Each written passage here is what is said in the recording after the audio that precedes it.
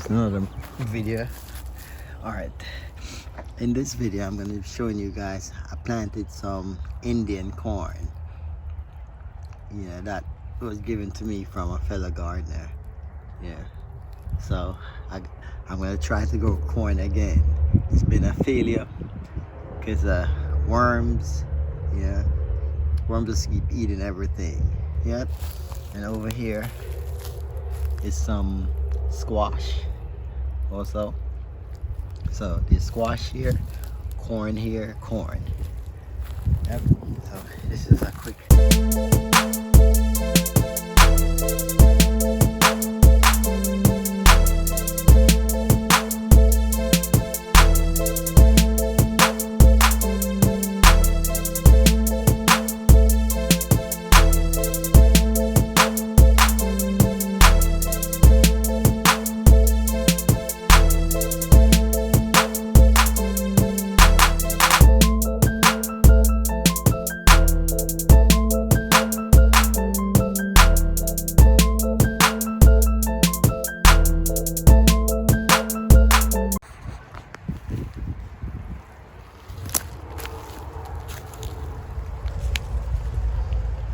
guys, this is just a quick documentation of me planting directly in the ground. I'm planting some corn.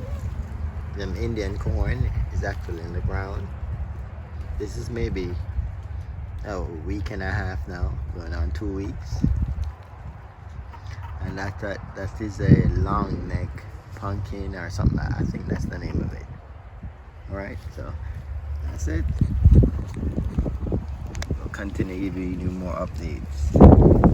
Alright guys, so these are the melons that are planted directly in the ground.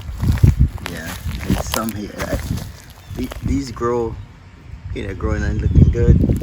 These seems to be struggling. Yeah, this is like an experimental garden right here, just to see what stuff grows. Alright, these are the corn. Yeah, corn, not looking bad. I don't see no worms yet. As I said, it's always a failure for me to try to grow corn because of the worms here. And then over here is pumpkin. But look here guys, I plant these the same time as these. Look at how these are looking. Yellow and not really good. So maybe the soil on this side is not that fertile compared to the soil here. Or maybe it's watering too. Yeah. So yeah, so this is the experimental ingrown gardening right here.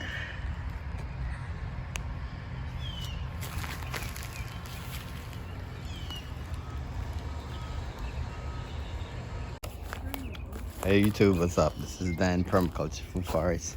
Alright, in this video I just want to show you guys what's going on with the corn that I did in another video, which both of them is in the same video I'm posting right now to show the size of these corn.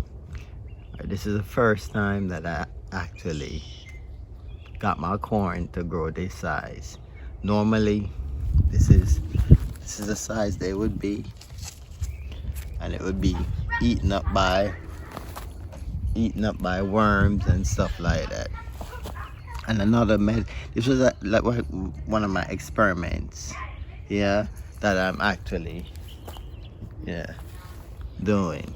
And the reason why I call it my experiment is, if you look down here, I planted the corn in pure sand. Yeah, just pure sand, just to see what will happen. Yep, I did the same thing with these watermelon here. I think these are watermelon and these are squash. These are not a watermelon that I did. Yeah, these are both watermelon and squash all bundled up together right here. I don't know if this is mildew on the leaf, or that's just the way the leaves look. If it is, I'm probably gonna put some baking soda water and spray it on it. But let's go over here. Look, I did put some dye diatomaceous earth. There's a lot of ants here. Also put some nasturtium here. Yep. Yeah, but this is, you know, and notice something I did here. I dig like a trench. Yeah. If you look right here. This is our soil here in Florida. This pure sand. But for me, I like experimenting. See what can grow in sand. I know a lot of root crops grow in sand here. Everything that's growing in the ground here is growing in sand, but I never really try the corn. I put the corn in a raised bed before. I got eaten up. But look at the size of these corn now. They're like real big and they're looking good. Yep. Another thing I did was to plant the corn in clusters instead of like spread them out. Before I spread them out and they were just eaten by worms. Like I come out here and there's like just tons of worms. Over here now is this is a long neck pumpkin. And let me see. There's some eating this. But there's flowers here. There's flowers here. There's flowers here. And the vine is spreading all over now. Yeah. Let's see. Look. Yeah, so this is a pumpkin here. I think this is gonna fall off. This probably wasn't pollinated properly. Yeah. Yes, I think that's probably some sort of mildew. Look at the leaves here. It's probably how it should look. Some of the other leaves here are yellowing. There's another long neck pumpkin showing right there. Yep. There's one here. The color is different. I don't know if it's gonna stay. Yeah, but I have both pumpkin. I got squash here. The squash seems like it has the powdery mildew on it as well. Planted my roselle. I know roselle could grow in the sand here. No problem. Like I did it last year. Yeah, I got big 4-foot plants. Yeah, fruit trees, they could grow in the sand, but that's for vegetables, the root crop. I know that's possible. I also planted tomatoes directly in the ground, which is sand again.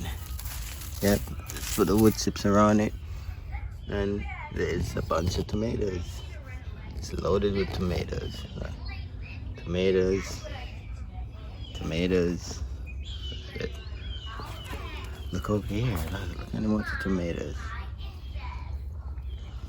I remember watching James Prigioni, and he was like, when you're growing tomatoes, you want more tomatoes than leaves. Tomatoes. There's a bunch of little ripe ones right here. Yep. My comfrey over here, that's looking good. I planted a bunch of nasturtium, zinnias, just to bring beneficial insects around the garden. Yep. But the corn is about maybe 3 feet right now off the ground, which I'm extremely proud of. Like, wow, actually brought corn to that stage. There's more flowers over here. I still don't get the concept of what is the female or the male blooms. I gotta go research that. That part I haven't gotten down yet, so I'm still learning that part. Yep. So it looks different. It's messy. There's a lot of the ants probably doing the pollination. it's probably just not doing good. So I plant more nasturtium right here. There's nasturtium right here. Not nasturtium, zinnias. Zinnias right here. Zinnias right here. Just to bring the beneficial insects coming around and just, you know, helping with the pollination.